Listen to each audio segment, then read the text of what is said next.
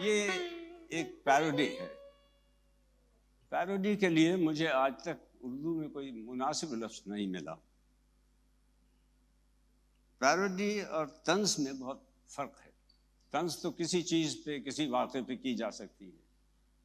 Parody وہ صنف ہے جس میں صرف کسی علمی اور ادبی تحریر کی اس کا گویا مزاحیہ نقالی کی جاتی ہے. تو ابن انشا کو اس صنف میں بھی کمال حاصل تھا. ان کا ایک مضمون ہے استاد مرحوم. استاد مرحوم کا پورا نام حضرت الہ الدین چراغ چشتی نظامی ریواڑوی تھا. ہمیں اسکول میں اردو فارسی پڑھاتے تھے. وطن کی نسبت سے اردو ان کے گھر کی لونڈی تھی. عربی کے بھی فاضل تھے، اگرچہ باقاعدہ نہ پڑھی تھی پھر بھی ماشاء اللہ، استغفر اللہ، نعوذ باللہ، لا حول ولا، اور ایسے کئی عربی کے جملے بے تکان بولتے تھے. فارسی میں کمال کی وجہ تو معلوم ہوئی کہ 25 پشت پہلے ان کے مورے سے اعلیٰ خراسان سے آئے تھے.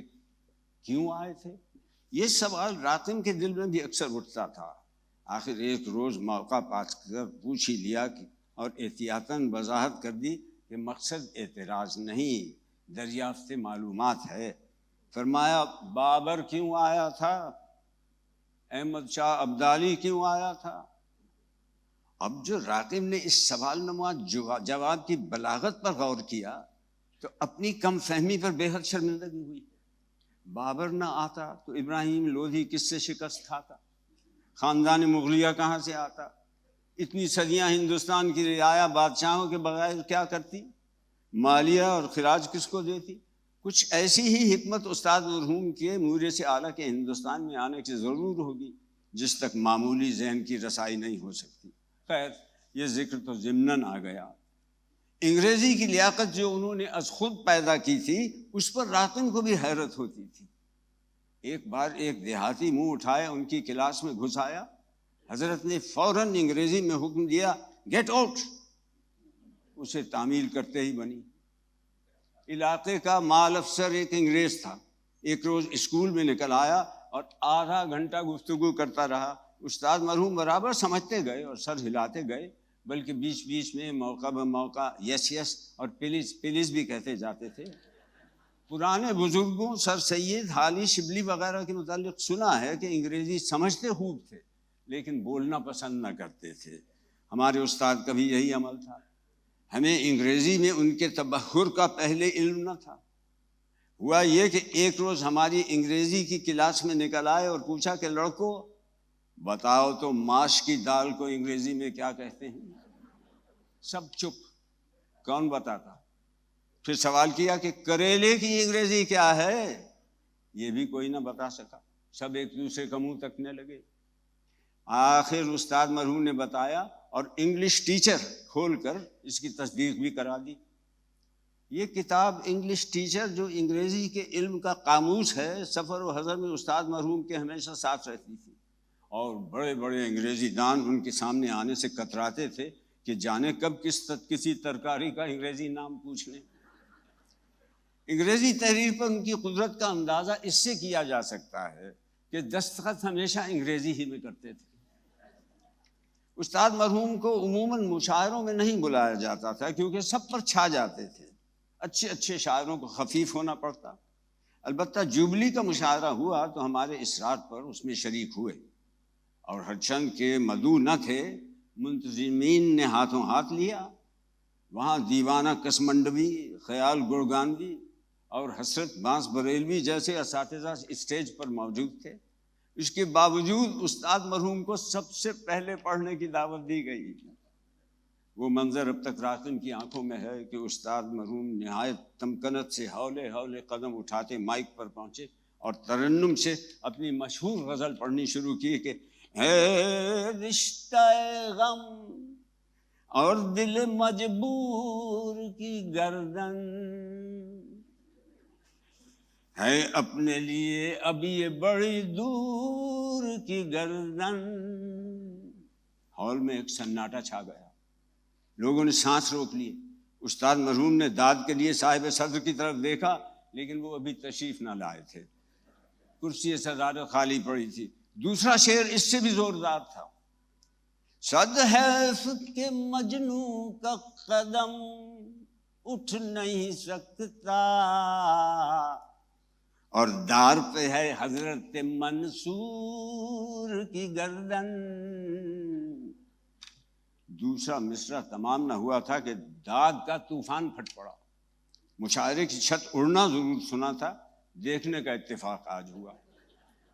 اس دن کے بعد سے مشاعرے والے استاد مرحوم کا ایسا ادب کرنے لگے کہ اگر استاد اپنی کریم النفسی سے مجبور ہو کر پیغام بھجوا دیتے کہ وہاں میں شریک ہونے کو آ رہا ہوں، تو وہ خود معذرت کرنے کے لیے دوڑے آتے کہ آپ کی صحت اور مصروفیت اس کی اجازت نہیں دیتی۔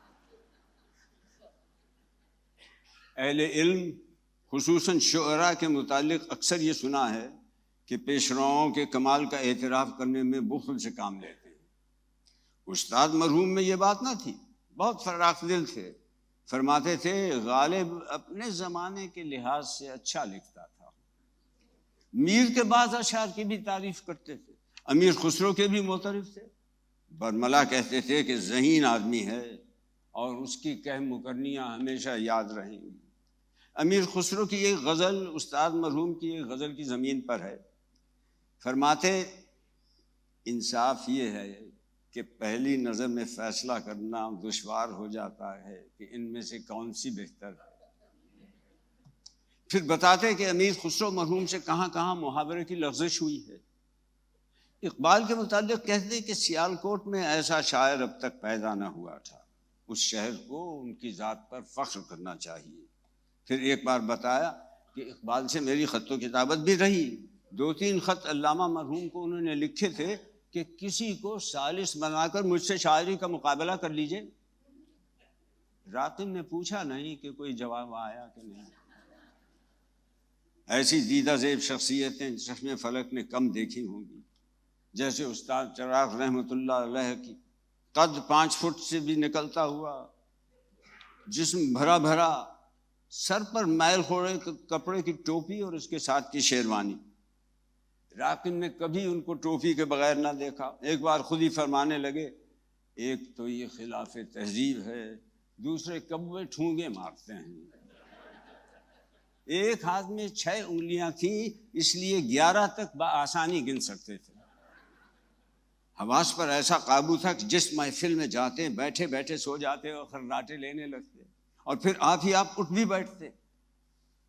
کھانے کا ہمیشہ سے شوق تھا، خصوصاً دعوتوں میں۔ فرماتے کھانے میں 2 خوبیاں ہونی چاہیے، اچھا ہو اور بہت ہو۔ کھانے کے آداب کا ذکر کرتے تو فرماتے کہ سب سے پہلے شروع کرو اور سب سے آخر میں ختم کرو۔ ایسا بڑا آدمی اور سادگی کا یہ عالم کہ کبھی خیال نہ کیا کہ لباس میلا ہے یا پیوند لگا ہے۔ فرماتے انسان کا من اجلا ہونا چاہیے، یہ تن تو ایک عارضی چولہا ہے۔ اس مضمون کا کبیر کا ایک دوہا بھی پڑھتے۔ کپڑا پہننے کا سلیقہ تھا، ایک کالی اچکن کو پورے 25 سال چلایا، جب سردی آتی اسی کو جھاڑ کر پہن لیتے۔ فرماتے کپڑے کے دشمن 2 ہیں، ایک دھوبی اور دوسرا استری۔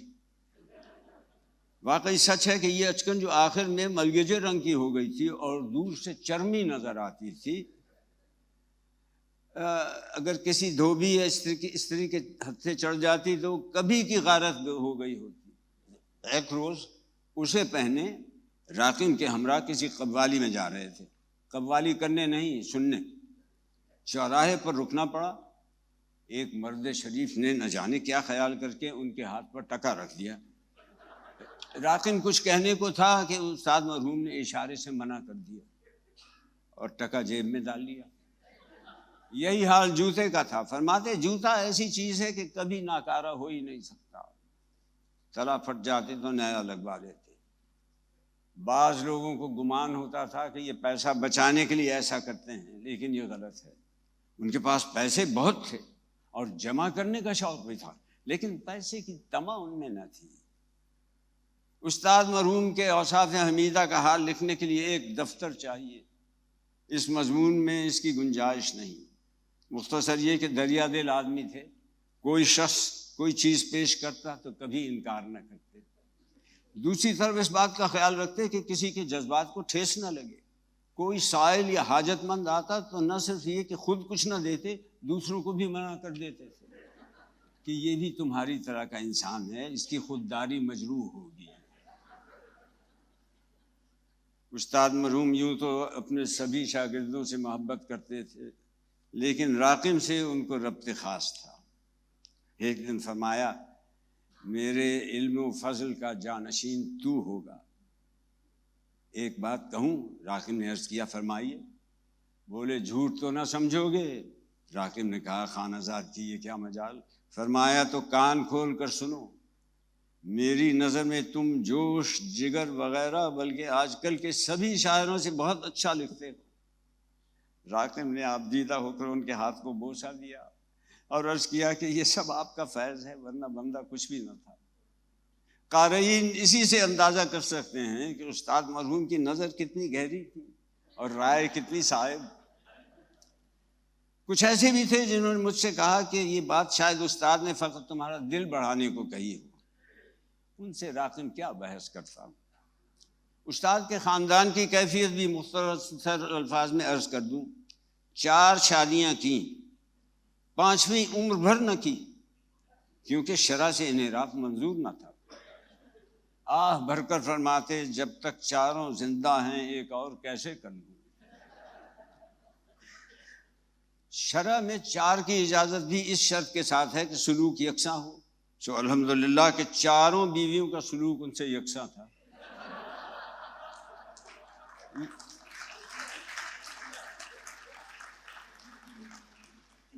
استاد بھی ایسے صابر تھے کہ کبھی حرف شکایت زبان پر نہ لاتے.